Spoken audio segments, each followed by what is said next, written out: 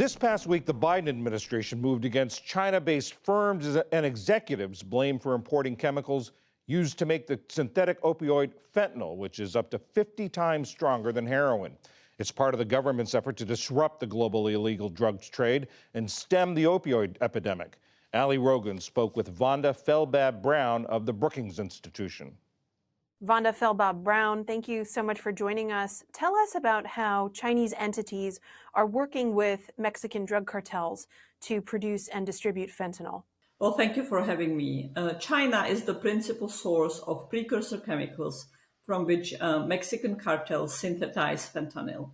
So various Chinese brokers, individuals, sometimes larger family-based networks and companies produce and sell these precursors to Mexico, often very knowingly enabling the cartels in synthesizing fentanyls. They even provide recipes to the cartels how to make fentanyl out of them. The Biden administration has made very clear that the actions that they've been taking over the past few months are part of a very deliberate effort to stop the global fentanyl trade. Why is the U.S. stepping up these actions now?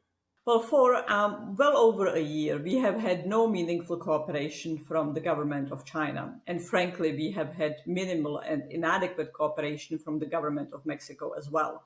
In 2018, 2019, we had the height of China's cooperation in trying to stop the flows of precursors and fentanyl out of China. At the time, China scheduled the entire class of fentanyl-type drugs as a scheduled substance, requiring that permits are obtained for the production of fentanyl-type class drugs and their exports. And that changed the patterns of the illegal trade. Instead of fentanyl being shipped directly to the United States, these precursor chemicals would now be shipped to Mexican cartels that synthesize fentanyl from it. But after that, China significantly scaled back cooperation.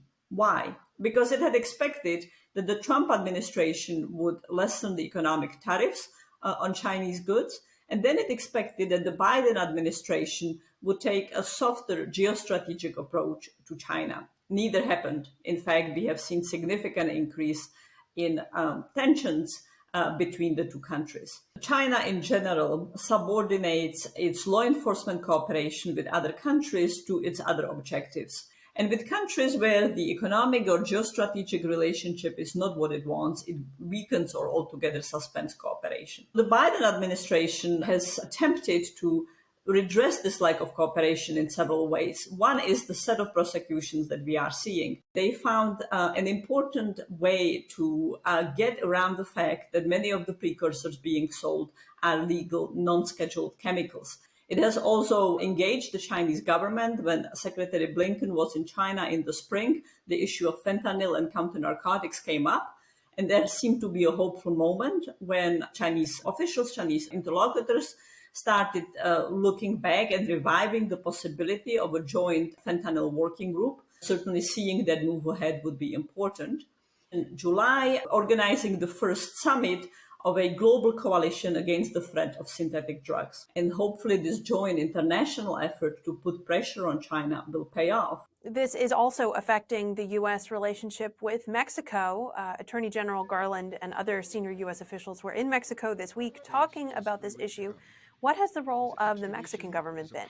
Well, unfortunately, just as with China, we also have had really inadequate cooperation from the government of Mexico. Ever since President Andrés Manuel López Obrador came to office in Mexico, so much so that even earlier this year in the spring, we have had President López Obrador making claims that there is no fentanyl produced in Mexico, even though we know that Mexico is the predominant place where fentanyl is synthesized.